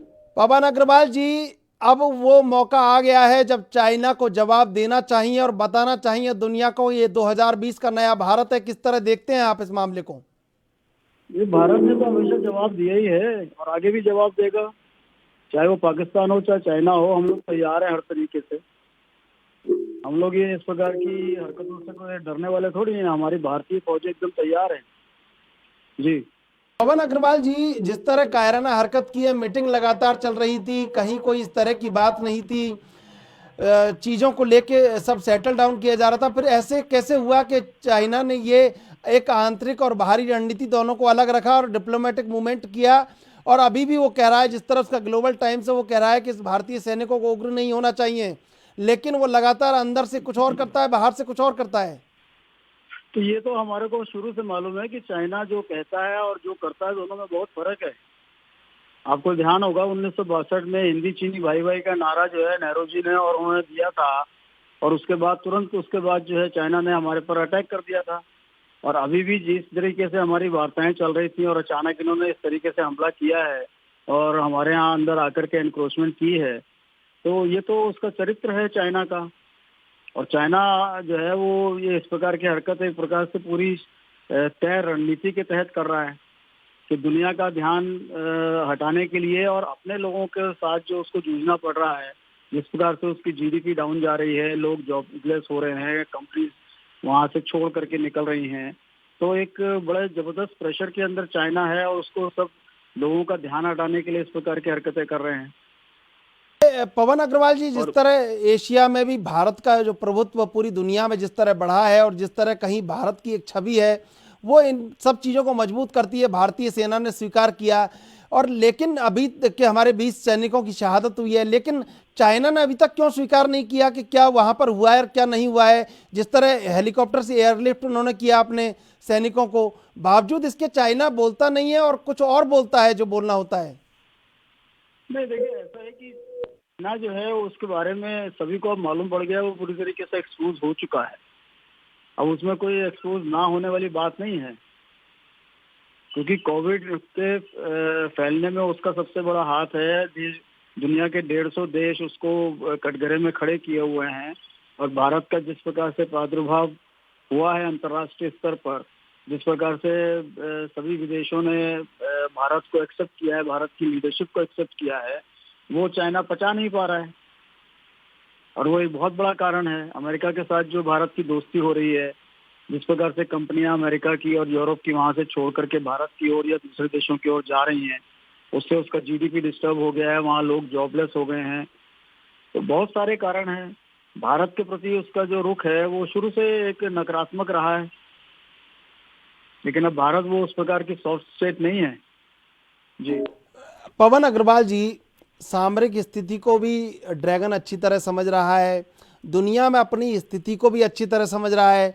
भारत के मित्रों का दायरा बहुत ज़्यादा है दुनिया में, उसके मित्रों का दायरा बहुत कम है। बावजूद इन हालातों में चाइना किस शक्ति पे, क्या ऐसी रणनीति उसके पास है कि वो तमाम चीज़ों को दरकिनार करते हुए और इस तरह आगे बढ़ जाता है? देखिए, ऐसी कोई चीज उसके पास नहीं है कि जो किसी को मालूम ना हो। चाइना एक न्यूक्लियर स्टेट है, भारत भी एक न्यूक्लियर स्टेट है, ये उसको भी मालूम है, हमें भी मालूम है। इसके अतिरिक्त क्या है? मिसाइल्स उनके पास भी है, मिसाइल्स हमारे पास भी है, टैंक उनके पास है, हमारे पास है, वायु शक्ति उनके पास है, हमारे पास है। सब बताइए। उनके मित्रों की संख्या कम है, हमारे मित्रों की संख्या बहुत है। भाई चाइना के मित्र में अब कौन रह गया? पाकिस्तान, नॉर्थ कोरिया, बस ये दो लोग मित्र हैं। और वो मित्र क्या है? ये तो भस्मासुर हैं, दोनों के दोनों। तो यही बात पवन अग्रवाल जी आपसे यही बात जानना चाहते हैं, दोनों भस्मासुर साथ हैं, कोई मित्र दुनिया में नहीं है, लेकिन बावजूद दुनिया की बस्ती में जिस तरह की दादागिरी चाइना कर रहा है, उसको जिस तरह रोकने के लिए तमाम अमेरिका ने पहले जिस तरह का पूरी तरह से उसका खंडन किया, उसके खिलाफ खड़ा हुआ, अब भारत के खिलाफ वो कर रहा है, नेपाल और पाकिस्तान को उकसा रहा है। अब उसका रोका जाना कितना ज़रूरी लगता है कि अब ड्रैगन को रोकने का वक्त आ गया दुनिया को? और एक आपसे ये भी पूछना चाहता हूँ, कहीं दुनिया को इस बात पर भी एकजुट होना चाहिए कि संयुक्त राष्ट्र सुरक्षा परिषद से भी उसकी जो सदस्यता है उस पर कहीं एक एक्शन लिया जाना चाहिए दुनिया को? अब देखिए, वही चाइना को सबसे बड़ा डर है कि किस प्रकार से भारत को और भारत की लीडरशिप है। अगले कुछ दिनों में जो है यूनाइटेड नेशन में भारत एक परमानेंट मेंबर के रूप में शामिल हो सकता है और उससे भारत की शक्ति और बढ़ेगी। वही खतरा उसको सबसे ज्यादा लग रहा है कि कहीं वीटो पावर उसके हाथ से छिन ना जाए। और ये मैं आपको बता कि जितनी भी चीजें हो रही हैं, इससे केवल और केवल चाइना की फ्रस्ट्रेशन दिखाई दे रही है और कुछ नहीं। जी, जब आदमी फ्रस्ट्रेट होता है तभी कोई राष्ट्र हो या व्यक्ति हो, इसी तरीके की फ्रस्ट्रेशन में ऐसे एक्शन किए जाते हैं जो चाइना अब कर रहा है। लोकतंत्र भी नहीं है और वहाँ पे जिस तरह आंतरिक जो विरोध कहीं जनता का कोरोना के दौरान अब निकल कर सामने आया है, आंतरिक स्थिति भी चाइना की खराब है, जिस तरह आपने बताया जीडीपी भी गिरती जा रही है, तमाम चीज़ें अब परेशान कर देने वाली हैं। लेकिन चाइना पूरी ताकत से कहीं ये बताना चाहता है कि महाशक्ति के रूप में, महाशक्ति के कहीं मैं महाशक्ति हूँ और मुझे मानिए। तो ये हठधर्मिता कब तक चलेगी चाइना की? नहीं, वो ज़्यादा दिन नहीं चलेगी ना। देखिए, वो जितनी चलनी थी वो चल चुकी है। अगर आप बिजनेस पॉइंट ऑफ व्यू से देखिए, तो डिप्लोमेटिक पॉइंट ऑफ व्यू से देखिए, तो चाइना जो है बहुत डाउन जा रहा है उस तरीके से। और वही एक कारण है कि वो सभी का ध्यान जो है डाइवर्ट करना चाह रहा है। जो फ्रस्ट्रेशन और जो रिसेंटमेंट चाइना के अपने लोगों के अंदर है, उसी को लेकर के ये सारी हरकतें की जा रही हैं। जी बिल्कुल पवन अग्रवाल जी, वियतनाम से लड़ाई है, जापान से लड़ाई है, हांगकांग को देना नहीं चाहता, ताइवान को कहीं वो देना नहीं चाहता, और जिस तरह अरब सागर में लगातार वो कहीं अपना टापू बढ़ाता जा रहा है, अपनी सीमाओं को बढ़ाना चाहता है। लेकिन लोग तो परेशान हैं अंदर से, और कहीं तमाम पूरी दुनिया में जिस तरह का विरोध हो रहा है, तो अब आने वाले दिनों में अंतर्राष्ट्रीय परिदृश्य किस तरह का होगा, कि आप कैसे देखते हैं इसको? देखिए, मैं इसको इसी तरीके से देखता हूँ कि धीरे धीरे चाइना को अलग जाएगा और अंतर्राष्ट्रीय स्तर पर चाइना को किसी प्रकार का कोई सहयोग नहीं मिलेगा। जो कंपनियां वहां अभी इन्वेस्टमेंट कर रही थी वो वापस निकल जाएंगी, चाइना की जीडीपी डाउन जाएगी, जॉब कर्टेल होंगे और उसके कारण से रिसेंटमेंट बढ़ेगा। और तब मुझे लगता है कि जो प्रेजेंट लीडरशिप है इसको नकारा जाएगा। बिल्कुल पवन अग्रवाल जी, आपका बहुत बहुत धन्यवाद एएनबी न्यूज़ पर बने रहने के लिए। आइए सुनवाते हैं आपको लेफ्टिनेंट जनरल डीबी शेखावत ने क्या कुछ बोला भारत चाइना के मुद्दे पर। And after Xi Jinping came into power, this is the 7th assault on India's soil, on Indian people by the PLA. So therefore, my understanding is, and the PLA gets all the direction from Mr. Xi Jinping, who is supposed to be the chairman of the Central Military Commission. The area in which Ladakh, Himachal, Uttarakhand and Arunachal Pradesh comes, it is under the Western Theater Command of the Chinese Army. And the Western Theater Commander is in link one-to-one with the President of China being the Supreme Commander. So there is a link somewhere in between. On one hand, the Chinese claim that we are discussing, we are talking to your Prime Minister, we are talking to this, we are having meeting, we are coming to Ahmedabad, somebody is going to Mahabalipuram, it's all right. What lesson the Indian Army should say? Don't take these things too seriously. You be prepared. Let people meet, let people do what they want to do. You be prepared for a conflict. You be prepared for a war. Because if you are not prepared for a conflict, Bharat चीन के मुद्दे पर पूरे देश में गुस्सा है। China ने जो कायराना हरकत की है, गलवान में जो गद्दारी की है, इसको लेकर पूरे देश में उबाल है कि अब चाइना पर उस कदम को उठाने की ज़रूरत आ गई है जिस कदम को उठाने से खुद दुनिया भी कतरा रही थी। और कहीं अब ये भारत के हिस्से में आ गया है कि चाइना का गिरबान पकड़ा जाए, ड्रैगन का गिरबान पकड़ा जाए और कहीं उसकी जो अग्नि जिह्वा है उस पर कहीं रोक लगाई जाए, कहीं उसे काटा जाए और ये बताया जाए कि दुनिया की बस्ती में शांति से रहने का सिद्धांत सीखिए, दुनिया की बस्ती में अशांति फैलाने का सिद्धांत बंद कीजिए, दुनिया की बस्ती में आप अपनी सीमाओं को चौड़ा करने का, विस्तार करने का जो अपना मंसूबा है उसको बंद कीजिए।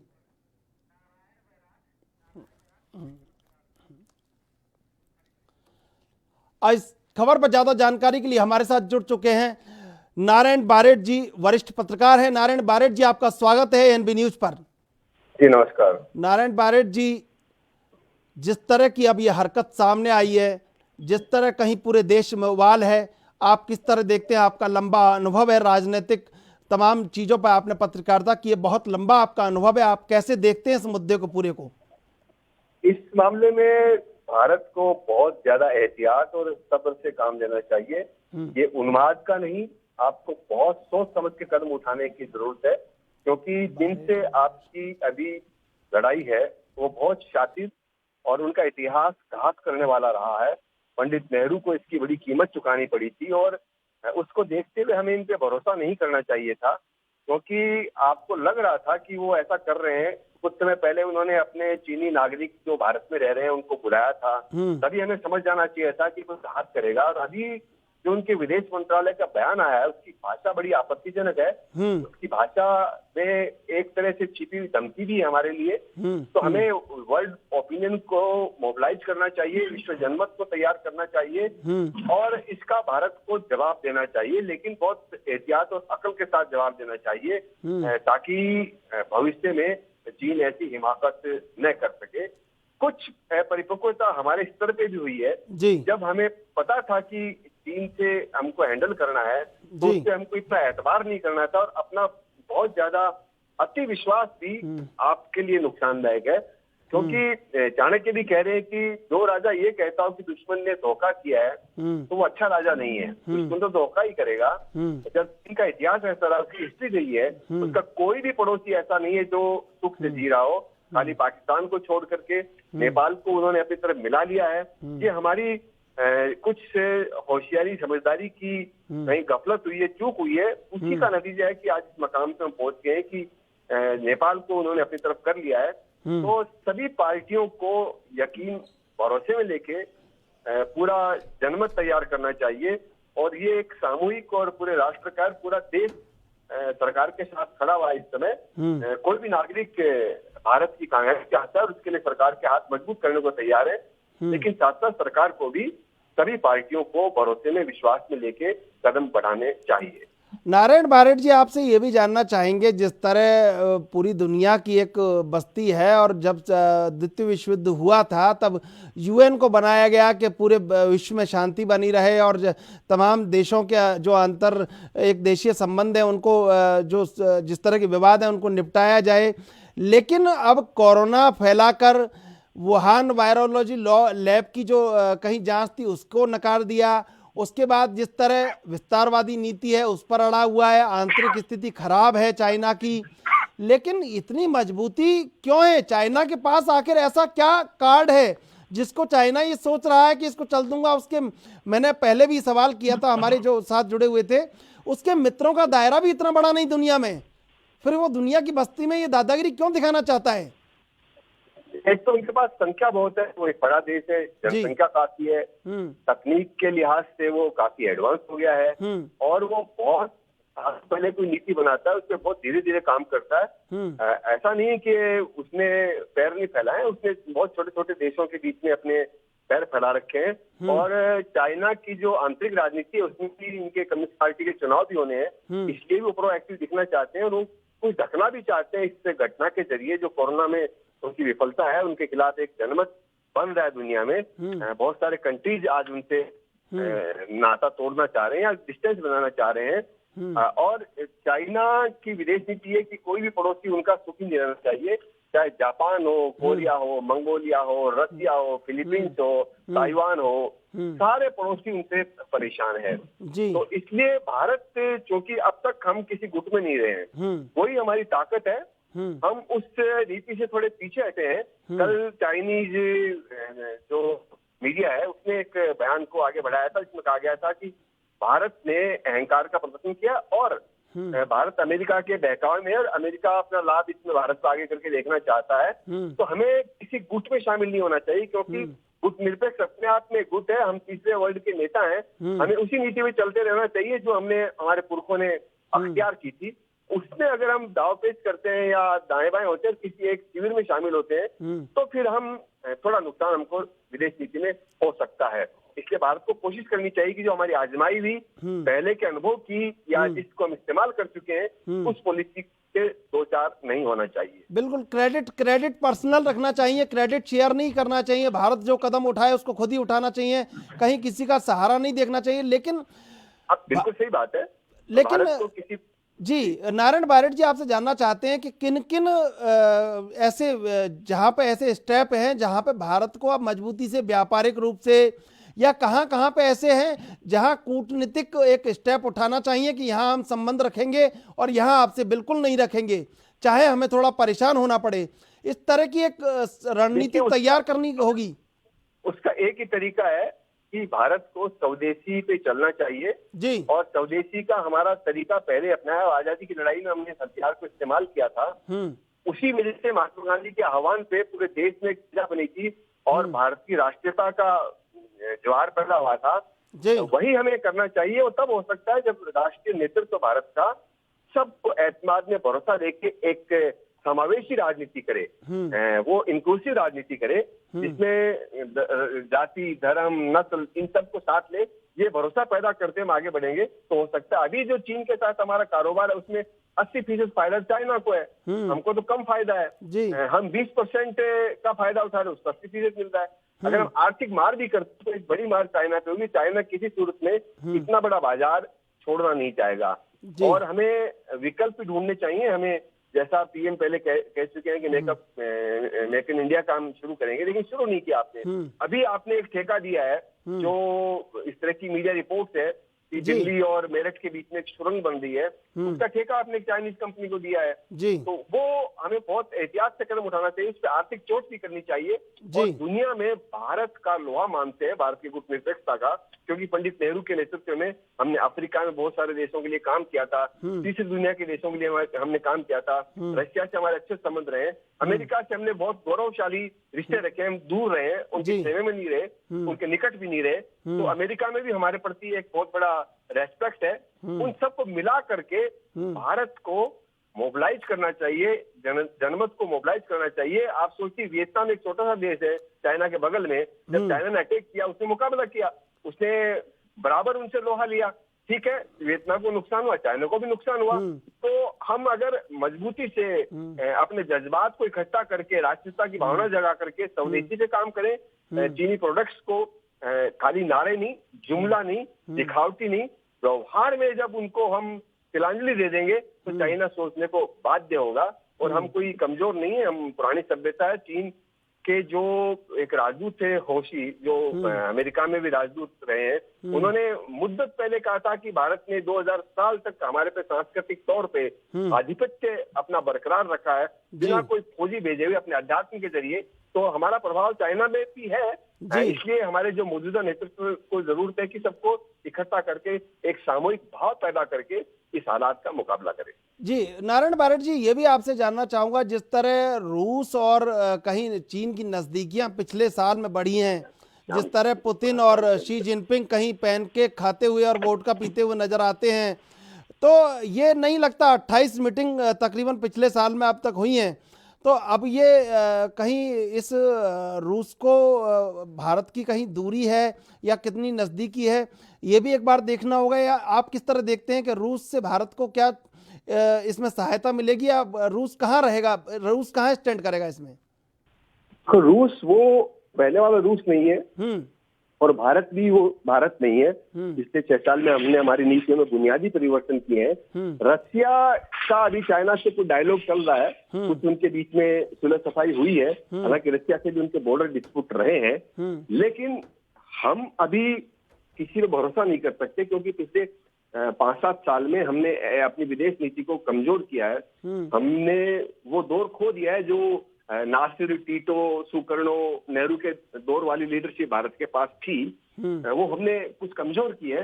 तो हमें मैं फिर इस बात को रेखांकित करना चाहूंगा कि जो तीसरी दुनिया के देश हैं, जो अंडर डेवलप्ड देश हैं, जो भारत का नेतृत्व हमेशा वो मानते रहे हैं, उनको हमें मोबिलाइज करना चाहिए। और इतनी बड़ी शक्ति को कोई उपेक्षा नहीं कर सकता भारत को। और चीन के प्रति दुनिया में इस समय जज्बात काफी मंडरा रहे हैं, कोरोना को लेकर के, उनके आर्थिक नीतियों को लेके, उनके विस्तारवादी नीति को लेकर के। तो हमें थोड़ा सोचना चाहिए कि हम अपनी नीतियों को कैसे फ्रेम दें और सबको यकीन लेकर, क्योंकि ये किसी बीजेपी या कांग्रेस का मसला नहीं है, ये भारत का मसला है और इसमें हम सभी को कलेक्टिवली यूनाइटेड होकर के भरोसा लेकर के आगे बढ़े। नारायण बारेट जी, सर्वदलीय बैठक बुलाई है पीएम मोदी ने और बैठक का एजेंडा यही है कि भारत चीन मसले पर क्या हो, तो किस तरह देखते हैं इस बैठक का क्या एजेंडा रह सकता है या बैठक का क्या निष्कर्ष रह सकता है? देखिए, एजेंडा तो विश्वास की बात है, लीडरशिप वो विश्वास पैदा करे जो अभी आज के तारीख में नहीं है।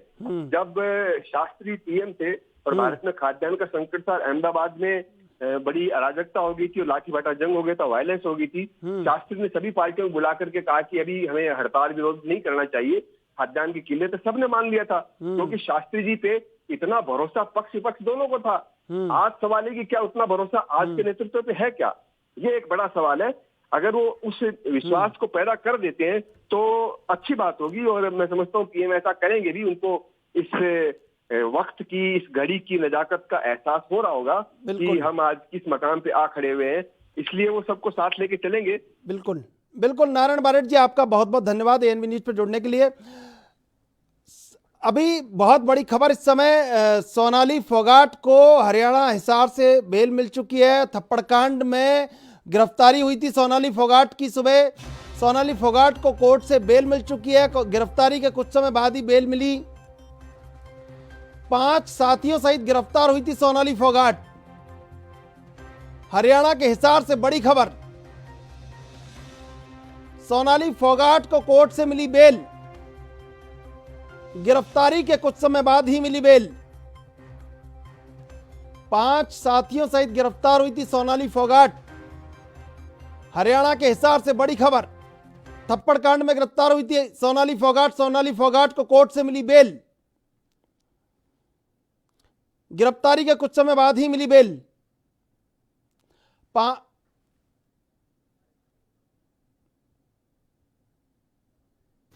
पब्लिक सर्वेंट थे ये, डिस्चार्ज ऑफ ड्यूटीज में इनको पीटा है, इनको वो ठीक नहीं, इनकी बेल नहीं होनी चाहिए। उन्होंने अपोज किया।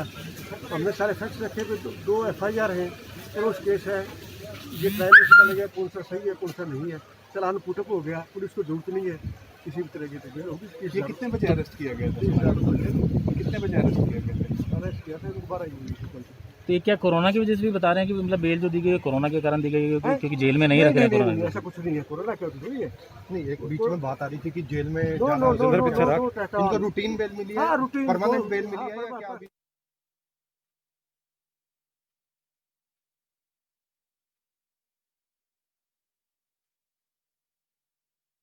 भाजपा से चुनाव लड़ी सोनाली फोगाट को मिली बेल, थप्पड़ कांड में हुई थी गिरफ्तार। हरियाणा के हिसार से बड़ी खबर, सोनाली फोगाट को कोर्ट से मिली बेल, थप्पड़ कांड में हुई थी गिरफ्तार। गिरफ्तारी के कुछ ही समय बाद मिली बेल। 5 साथियों सहित गिरफ्तार हुई थी सोनाली फोगाट। हरियाणा के हिसार से बड़ी खबर, सोनाली फोगाट को कोर्ट से मिली बेल, गिरफ्तारी के कुछ समय बाद ही मिली बेल। 5 साथियों सहित गिरफ्तार हुई थी सोनाली फोगाट। हरियाणा के हिसार से बड़ी खबर, सोनाली फोगाट को कोर्ट से मिली बेल, गिरफ्तारी के कुछ ही समय बाद मिली बेल। 5 साथियों सहित गिरफ्तार हुई थी सोनाली फोगाट। हरियाणा के हिसार से बड़ी खबर, सोनाली फोगाट को कोर्ट से मिली बेल, गिरफ्तारी के कुछ समय बाद ही मिली बेल। 5 साथियों सहित गिरफ्तार हुई थी सोनाली फोगाट। हरियाणा के हिसार से बड़ी खबर, सोनाली फोगाट को कोर्ट से मिली बेल, गिरफ्तारी के कुछ समय बाद ही मिली बेल। 5 साथियों सहित गिरफ्तार हुई थी सोनाली फोगाट। थप्पड़ कांड से चर्चा में आई थी सोनाली फोगाट। हरियाणा के हिसार से बड़ी खबर, सोनाली फोगाट को कोर्ट से मिली बेल, गिरफ्तारी के कुछ समय बाद ही मिली बेल। 5 साथियों सहित गिरफ्तार हुई थी सोनाली फोगाट। हरियाणा के हिसार से बड़ी खबर, सोनाली फोगाट को कोर्ट से मिली बेल, गिरफ्तारी के कुछ समय बाद ही मिली बेल।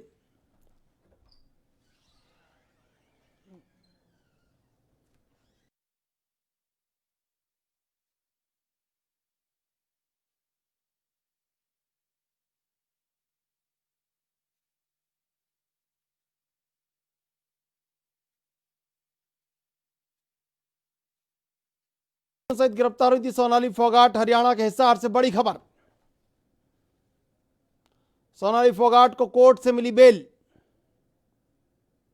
गिरफ्तारी के कुछ समय बाद ही मिली बेल। इस खबर पर ज्यादा जानकारी के लिए जुड़ चुके हैं हमारे साथ संवाददाता विनोद सैनी हिसार से। विनोद सैनी, किस तरह का पूरा घटनाक्रम रहा आज पूरे दिन का? गिरफ्तारी होती है, बेल मिल जाती है, क्या रहा पूरे घटनाक्रम?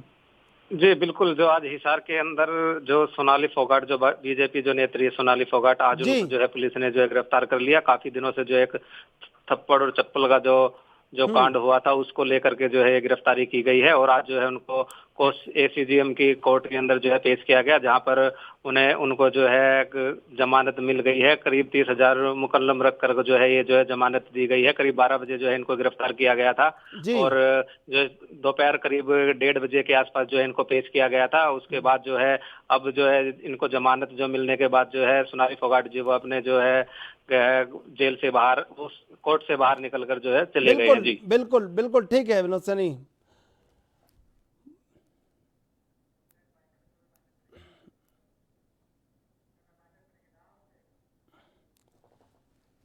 तमाम मुद्दों पर सर्वदलीय बैठक होनी है, उसके बाद साझा रणनीति तय की जाएगी। लेकिन निश्चित रूप से अब देश जिस तरह उबल रहा है, ड्रैगन को जवाब देना बहुत जरूरी है और ड्रैगन को जवाब कब दिया जाएगा ये तो दिल्ली और सेना तय करेगी। लेकिन देश पूरा उबल रहा है इस बात को लेकर कि 20 सैनिकों की शहादत जो हमारी हुई है। बहरहाल अभी के लिए इतना ही। देखते रहिए एएनबी न्यूज।